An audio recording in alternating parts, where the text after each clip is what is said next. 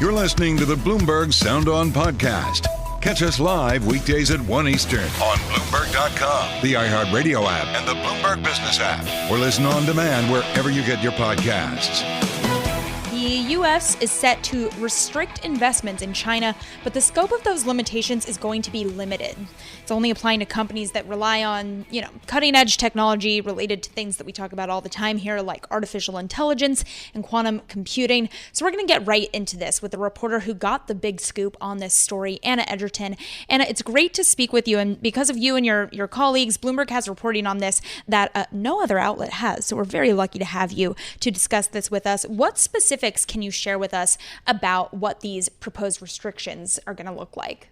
Yeah, I think the big takeaway is that this measure is going to be much narrower than it was at one point in time. This is something that the Biden administration has been working on for more than a year, nearly 2 years. And at one point, they were talking about including other industries like biotechnology, mining of critical minerals. And now it's just going to be some activities within these three kind of subsets of sectors: artificial intelligence, quantum computing, and super advanced semiconductors.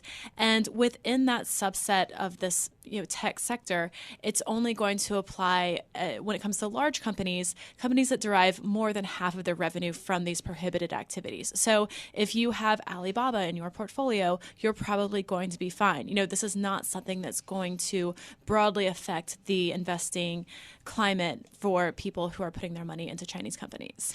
So when we talk about how narrow this has become, why? Why is it so narrow? Why not go for a big bang here if the concern is around national security, but also messaging to China?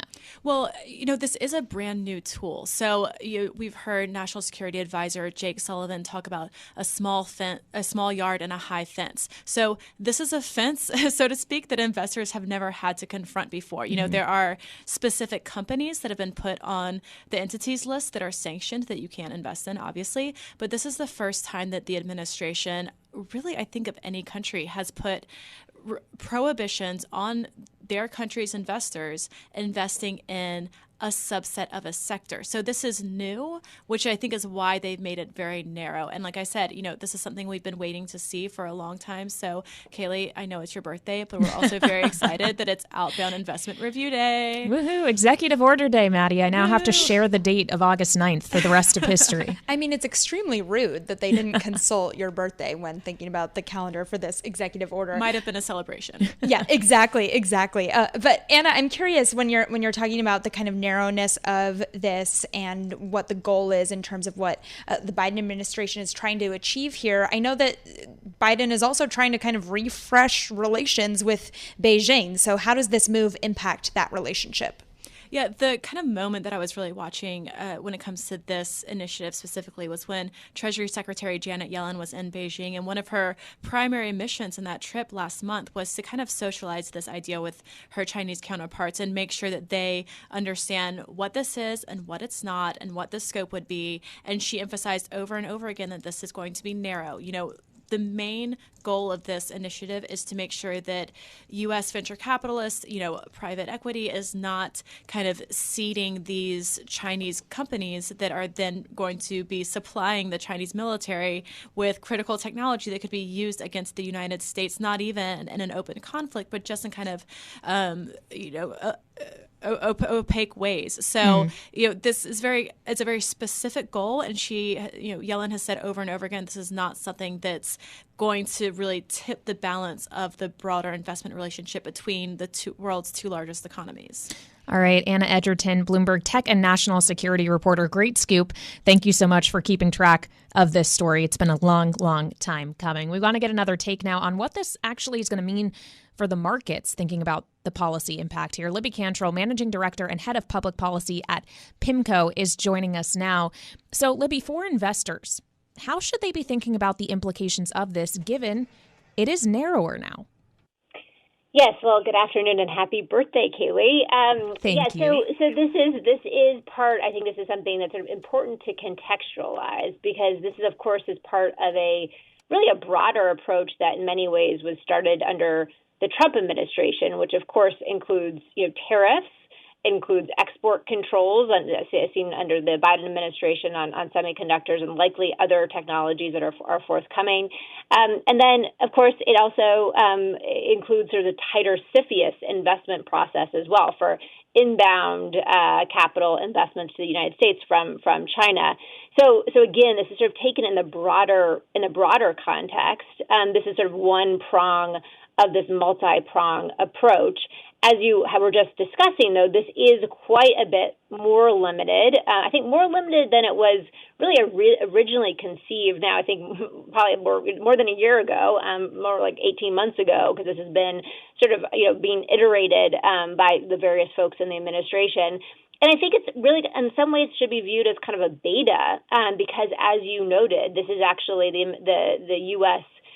Government has never done anything like this. This is very novel. So I think in some ways this is probably represents, again, a part of a broader approach, but also, in many ways, I think probably the beginning of this sort of scrutiny on investors, kind of investment capital from the U.S. to China. Now, not everyone's going to be happy with this. So we can talk about the congressional dynamics. Representative Mike Gallagher, the chairman of the U.S. House Select Committee on China, has already, previewed his, I think, frustration with this sort of more watered down approach. But again, I think from an investment perspective, this should be viewed as sort of one prong and a multi-prong approach, and something that's probably going to be, again, more the beginning than the end, in terms of more scrutiny on outbound capital going from the U.S. to China. So in terms of this being the beginning and not the end, Libby, is this something that investors should start to be looking at more closely, maybe getting a little bit concerned about? Just how big could the reach get here?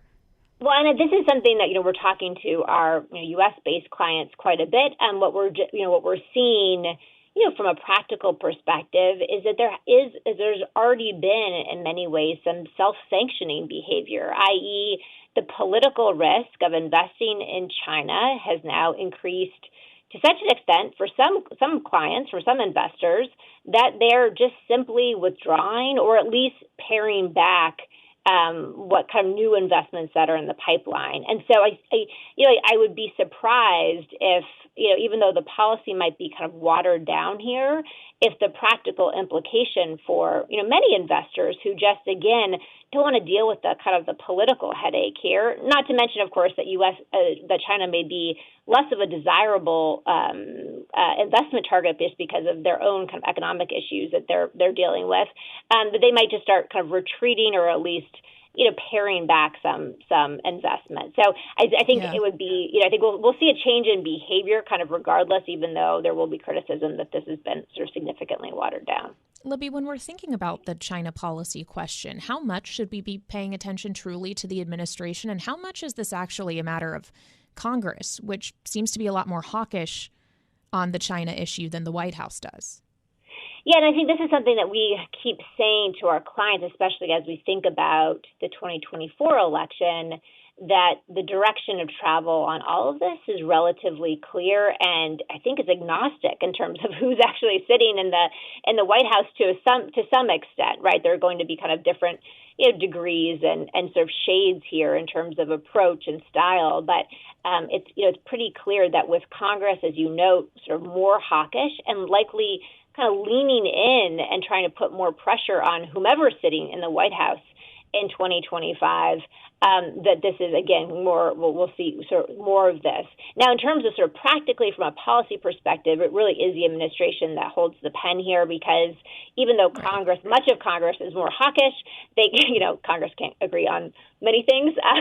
Like anything at all. And they haven't been able to really agree on approach here. I think we've talked about this before. There was an amendment to the National Defense Authorization Act, the NDAA, that passed the Senate by a very bipartisan basis. I think it was 91-6 most recently. But that was just a disclosure kind of based regime in terms of outbound investment. So even that didn't go sort of as far in some ways as what this EO likely is going to do, because it didn't have any sort of blocking or sort of prohibition types of provisions. So I think that sort of shows you that while there is a lot of rhetoric from Congress, that actually to really legislate on this stuff is still a relatively high bar. So the administration will still matter. But the hawkishness, we believe, will kind of continue, again, regardless of who's in the White House come 2025.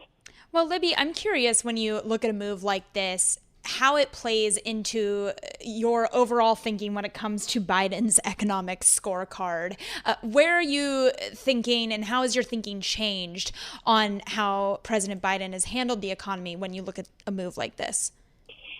Yeah, I think in some ways, again, as you all noted, this was so well telegraphed that this is not surprising. And in some ways, it's a relief to know, when we actually see the details of the EO, it will be a relief because we've been talking about this with our clients for a while.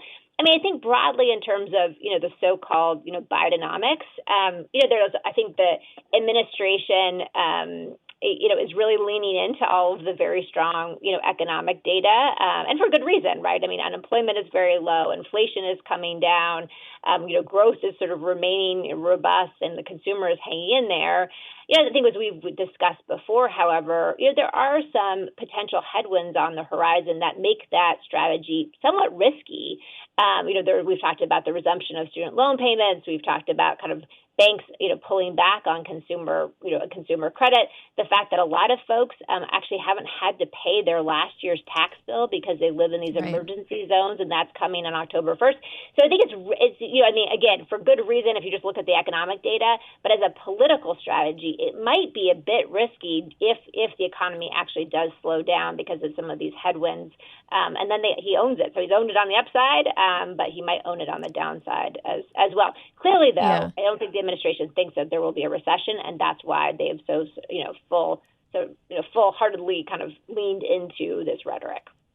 Well, Libby, on the subject of the economy, I know we've spoken with you often on this show about how a shutdown wouldn't necessarily have the same dramatic, horrible economic ramifications of a potential default would. But it also strikes me that, especially in the context of the fact that the economy is still strong, Fitch still downgraded the U.S., stripped it of its AAA rating last week. And in your research that you put out earlier this week, you said that downgrade actually only increases the chances of a government shutdown this fall. Can you explain that reasoning? Yeah, I mean, it's somewhat ironic, right? Because one of the reasons why Fitch downgraded, the U.S. from AAA to AA plus was citing the sort of the political standoffs and the dysfunction around some of these big fiscal inflection points.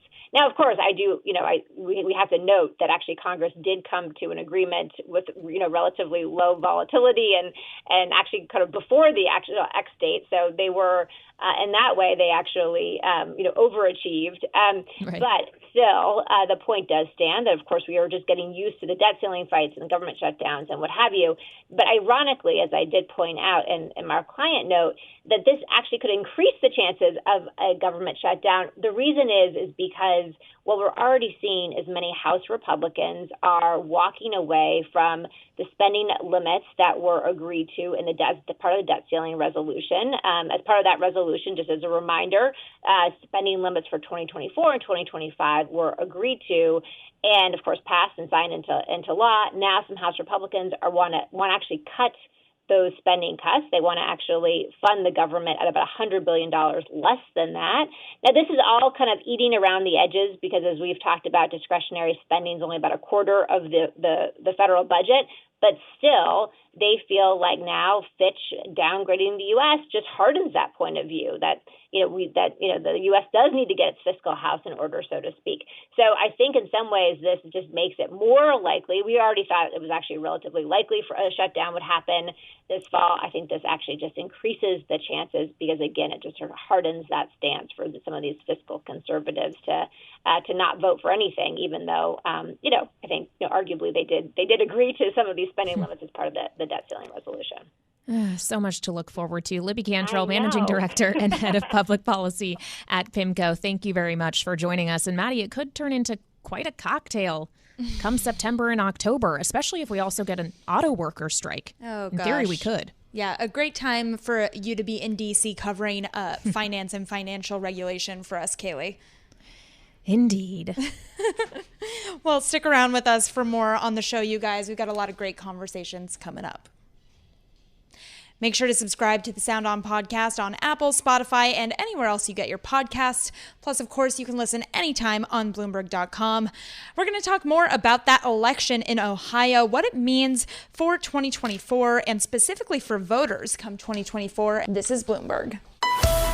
You're listening to the Bloomberg Sound On podcast. Catch the program live weekdays at 1 Eastern on Bloomberg Radio, the TuneIn app, Bloomberg.com, and the Bloomberg Business app. You can also listen live on Amazon Alexa from our flagship New York station. Just say, Alexa, play Bloomberg 1130. We're over a year from the Supreme Court overturning Roe v. Wade. The result in that Ohio election, that could indicate that abortion rights are still among the biggest driving issues for voters. The question, though, will that be among the most mobilizing issues come November of 2024? Joining us to discuss is our expert panel, Jeanne, Zaino, Bloomberg Politics contributor, and we've also got Lauren Tomlinson on from Steer PR, a partner and Republican strategist there. Thank you both for coming on. Jeanne, I want to start off with you because I'm curious, given what we've seen in Ohio, do you think abortion continues to be among the key driving issues for voters as we head to 2024? Yeah, it is interesting. If you look at the polls, it is increasingly motivating Democrats, particularly, although not exclusively, women. It is about the same intensity for Republicans who have long been, very sort of mobilized by the issue of abortion. So that has not changed. But for Democrats, the intensity is rising. And one thing, Madison, that I thought was so fascinating, and I think it's important to pay attention to, is that if you look at President Biden's statement after the decision or the vote yesterday, he never uses the word abortion. Instead of reflecting the polls, he talks about this in the context of freedom. So I'm not so sure it's the issue of abortion, but the issue of freedom for women and others to make their own healthcare decisions, freedom for people across the board. And that, I think, is going to be a driving factor in this election. Freedom and its connection to democracy as opposed to abortion, because one thing we know about voters, they're not as concerned about the weeks, 12 weeks, 15, 6. They are concerned that rights and freedoms are not limited or taken away. And that is a driving force in these, last few ballot initiatives we've seen last night in Ohio and, of course, before in Kansas and elsewhere. Yeah, to your point, Biden saying that democracy won in Ohio when voters rejected that measure. Lauren, I want to bring you in here. What is your take on abortion as a key mobilizing issue for voters come November? I think Jeanne's got it dead on as far as it being highly mobilizing. And I think we're going to see both on the Democrat and the Republican side this issue have very high turnout. I was struck by the numbers of people who voted in a special election in Ohio. I mean, it's the middle of summer. People are on vacation. They're getting their kids ready for school. This isn't exactly a time in which people are paying attention to politics. But, millions of people came out for this. And I think that this is one of those issues that struck the right chord of not only motivating people who care deeply about the abortion issue, but also Ohioans are going to be protective of a law that has been in place since 1912, I believe. 1901, something like that was what I read.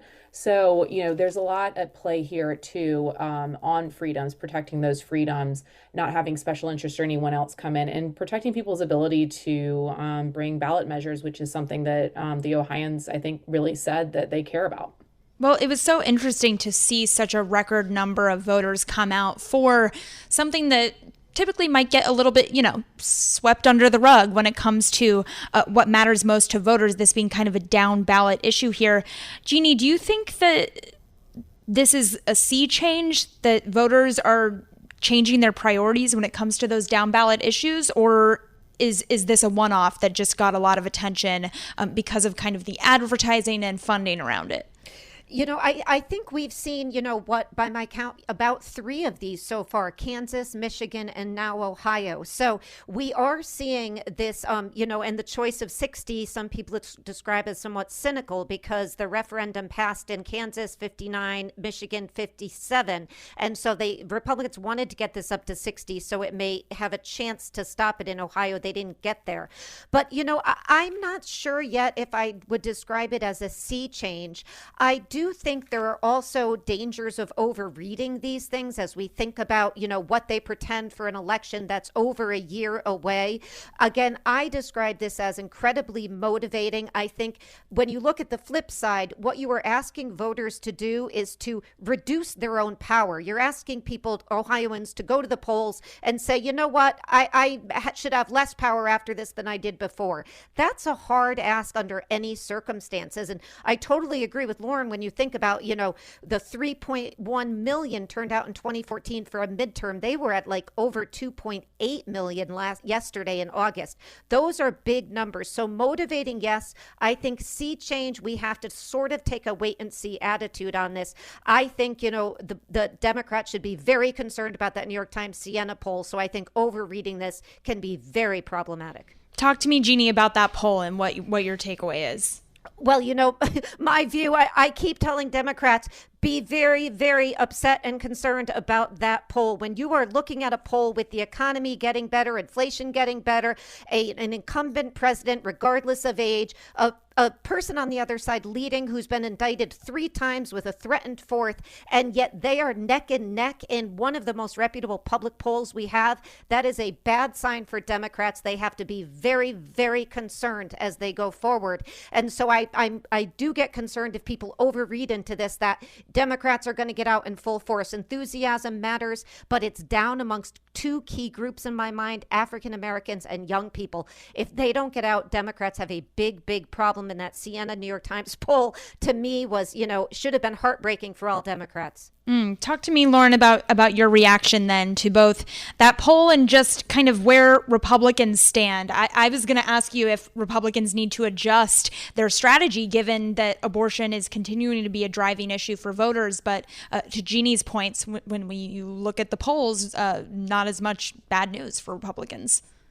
I think when you're looking at the 2024 presidential election, you won't have single issue voters going out in high enough numbers that are going to sway whether they vote for a Republican or a Democratic president. I do think, though, like we said, it'll be motivating, but Democrats do have a really big problem with African American voters and young people. And I think, one of the things that is also going to play into this is their feelings generally about where they stand in the economy. Again, this is something that's very hard to predict a year out, over a year out, and and the Biden administration does have time to right this ship. But at this point, there's not a lot of great feelings about where we are on inflation, on wages, on everyone's kitchen table budgets.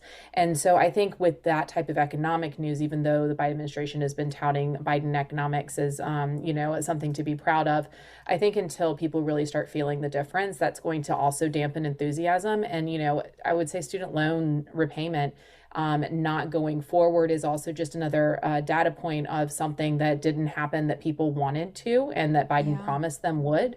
And so regardless of the mechanics of the law of how it didn't happen, it's going to be noted for people when they start repaying this coming October, I believe, that's going to be another strain on their budgets. It's going to be another strain on their budgets under this administration. Yeah, Lauren, quickly with you here, what could Republicans be doing? What would you advise a Republican candidate to do right now to reach and get those student loan voters that are starting to have to think about repaying those loans again? I think for Republicans who are not going to support any sort of forgiveness plans, I think making them understand that the Democrats, the messaging that I would advise is making sure that they understand that the Democrats are going to promise them the moon and they can't deliver. And I think that they really set themselves up for this as far as the repayment when there was no real legal option to go forward with this, but they just wanted to try to make it happen. For Republicans, I think making sure that they're touting the message that you will be stronger under a Republican president with my economic policies, i.e. job growth, low inflation, a strong, free economy, and thus you will be able to repay your student loans the right way because you will be in a stronger economic position. Jeanne, final thoughts from you, either on student loans or anything else that could move the needle for Biden versus Trump, if that ends up being the race here? Yeah, I have long said I think that the Biden campaign is going to have to go negative, and they are going to have to do that in a concerted way if they don't see these polls changed, because an election is a choice, and if he's going to have to push hard on democracy and the fact that you cannot trust somebody indicted 3, maybe 4 times to lead the country. All right, well, we're going to have to leave it there, but we are coming back to get more insight from both of you. So thank you so much for sticking around with us. We've got Jeanne Zaino, our Bloomberg Politics contributor, and Lauren Tomlinson, Steer PR partner and Republican strategist, giving us their insights on all things 2024. You're listening to the Bloomberg Sound On podcast. Catch us live weekdays at 1 Eastern on Bloomberg.com, the iHeartRadio app, and the Bloomberg Business app, or listen on demand wherever you get your podcasts. We are just 2 weeks out from the first big debate for the Republican candidates for president. They're going to now receive the format for that first debate of the season. They've got that as of today. 2 weeks from today, those participants are going to gather in Milwaukee. They'll have a 2-hour debate that's going to be hosted by Fox News. They will not have opening statements for this first round, but they're going to have 45 seconds for closing remarks. And we've got some other formatting details as well, but the one big question we all still have, who's going to show up? So here to discuss, we've got our expert panel back with us, Jeanne Zaino, Bloomberg Politics contributor, and Lauren Tomlinson, Steer PR partner and Republican strategist. Jeanne, I want to start with you on the question about former President Trump suggesting that he's going to skip out on this debate. Should he? If I was advising him, I would say skip out. One of the things that Trump mentioned in passing was he said Ronald Reagan didn't do it. When you have a big lead, you don't do it. So, I would suggest he doesn't have a lot to gain by going in there, particularly given all the legal challenges he's facing. That said, I find it really hard to believe that Trump is going to be able to resist showing up. And I have to say, one of the best parts of this I heard was that the RNC said he's got to give them 48 hours notice, which makes sense because it's hard logistically to plan these things without knowing who's going to be on the stage. And yet, do you think, Madison, if he showed up with 30 seconds to go, they wouldn't find a space for him? Of course they would. So I think we're going to all be biting our nails until the last minute when he figures out what he's going to do. I just think about all the campaign staffers having to prep notes for either scenario there, feeling bad for them. But Lauren, what do you think about this? Should former President Trump show up? I think he should, because I think that with all of these indictments, he's really given a lot of pause to, I think, more mainstream Republican voters and people who are looking for an alternative. And those are going to be the people turning into the debate. So he's not trying to necessarily maintain his lead with his core supporters who have always been there, but make sure that he nullifies any threat that might come from the other candidates that are challenging him, who obviously smell weakness because they're in the race. So, I think that he needs to show up, he needs to debate, because otherwise he's just giving them the floor to, punch an empty podium, which is exactly what you would want. In any case. But, like we said, they're prepping for both scenarios. I do think he ends up showing up at the very last minute and, just throwing bombs. It would allow him to control the narrative. So I think it would be smart anyways. But it'd be an interesting debate if he didn't show up to allow the others to have a little bit more space to make their arguments in case against him. Yeah, I wonder to what extent those 8 other candidates that have qualified, whether they're hoping for or against him showing up. If he doesn't, maybe they have a better chance of getting a word in against former President Trump. Whereas if he does, maybe they all, gain up on him. What do you think about that, Lauren? What's better for those other candidates? I think there's higher viewership if Trump shows up, which is why you had the Fox News team going out and asking him to show up. Suzanne Clark, the CEO, and Jay Wallace, the president, apparently had dinner with him to kind of make the case. So I do think that from an eyeball standpoint, you want Trump there. That can play 2 ways with the candidates. If they're ready to go in and punch and really land some smart attacks against Trump, it's in their benefit, because as we've seen with Republican primaries for many cycles now, there's always a peak. There's always a momentum with a lot of the underdogs. The Republican candidates will randomly start gaining momentum, and voters will take a look. And I think that what you've seen in the polling so far is people don't know who to look to right now. And so the debate will provide that first kind of opportunity for voters to start listening to those messages. And so from that standpoint, I would say that it would be beneficial for Trump to show up for the other candidates. Yeah, Jeanne, I just have to say, I keep wondering, and I need to get over this because we've got 15 months left of this, but how much of this just comes down to a Biden-Trump question, and everything else that we talk about between now and then is not necessarily going to be game changing. I don't know. Can you help me make sense of that? It's so true. I wonder the same thing. Are we just looking at a repeat? I think one of the things we are hearing from both sides is that people don't know what's going to happen. They don't know what's going to happen legally. They don't know what's going to happen health wise. So, there could always be a surprise in the mix. But, just to get back to the debate for a minute, I think, the reality is that on Fox and Friends this morning, they were downright begging Donald Trump to show up because viewership will be, just incredibly low if they don't get Donald Trump there. And, one of the people who's got to probably be, sort of hoping he shows up for viewership, but sort of hoping he doesn't, is Bret Baier, because he is co-hosting with Martha McCallum. And, Donald Trump is no friend of Bret Baier at this point after that last interview. So he is going to go after Bret Baier if he is there. That's going to be fascinating to see. And also, of course, he is promising counter programming if he doesn't show up on somebody like Tucker Carlson. So,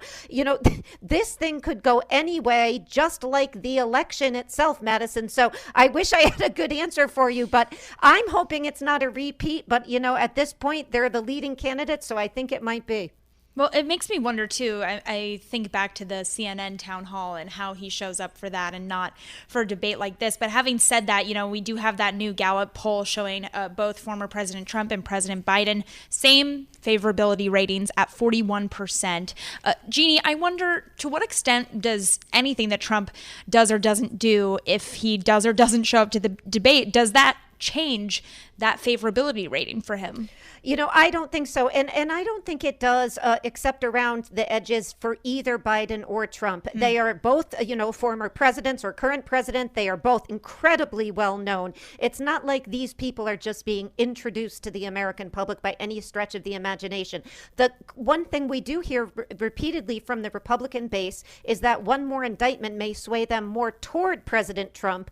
But I don't get the sense that that is because they're learning something new about him or they're going to see him more favorably. It's the other side that they're angry at that might push them over to that edge. So I don't think we're going to see their favorables change that much. This is going to be an election, if it's Trump versus Biden, once again, like 2016 and 2020, where both of the major party candidates are wildly unpopular, unfortunately.